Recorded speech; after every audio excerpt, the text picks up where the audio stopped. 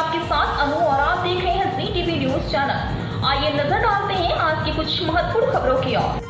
सृष्टि संध्या की ओर से बिसरती व्यंजनों की विशेष प्रतियोगिता का आयोजन किया गया। यह प्रतियोगिता भूले बिसरे व्यंजनों को फिर से लोकप्रिय बनाने के विशेष उद्देश्य से सृष्टि संध्या में आयोजित की गई थी।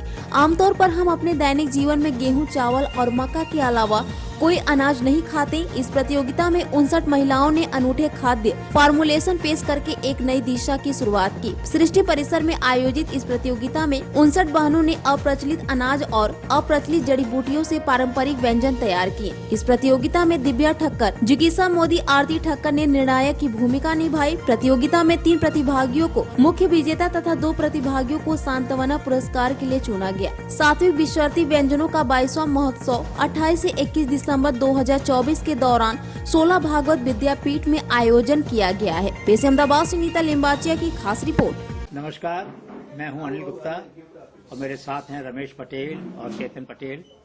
दोनों हमारे साथी मिलकर सात्विक का आयोजन कर रहे हैं, जो पिछले 16 साल से 22 साल से होता आ रहा है।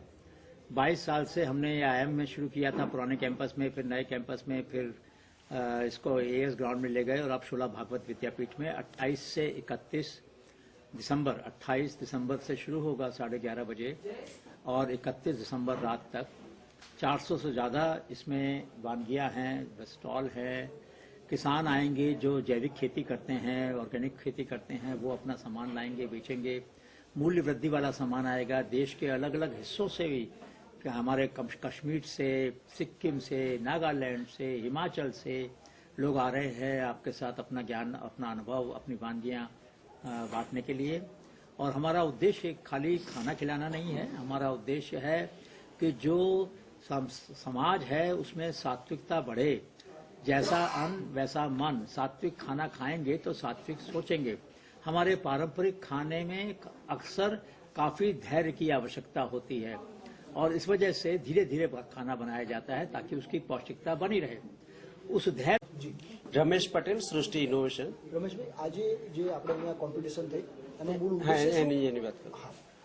આજે સૃષ્ટિના પરિસરમાં જે વાનગી હરીફાઈ થઈ, જેમાં 60 જેટલી બહેનોએ અહીંયા ભાગ લીધો। મૂળ આશય એ છે કે રોજબરોજના જીવનમાં આપણે માત્ર ઘઉં ને ચોખાથી વધારે અનાજ આપણે ખાતા નથી, તો આપણા વિસરાતા જે અનાજ છે અથવા તો અપ્રચલિત જે વનસ્પતિઓ છે, જે રોજિંદા જીવનમાં આપણે ઉપયોગ કરતા નથી, એમાંથી વાનગીઓ બનાવીને બહેનો અહીંયા લાવી છે, જેને આપણે કહીએ છીએ ભૂલે બિસરે વ્યંજનો की પ્રતિયોગિતાનું આયોજન આજે અહીંયા થયું।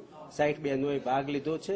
3 જજ આજે એમાંથી સિલેક્ટ કરીને 28 તારીખે અમારો જે સાત્વિક ફૂડ ફેસ્ટિવલ 16 ભાગવતના મેદાનમાં શરૂ થવાનું છે 28 થી 31 ડિસેમ્બર। એમાં આ 3 વિજેતા બહેનોને ચીફ ગેસ્ટના હાથે એમનું સન્માન થશે।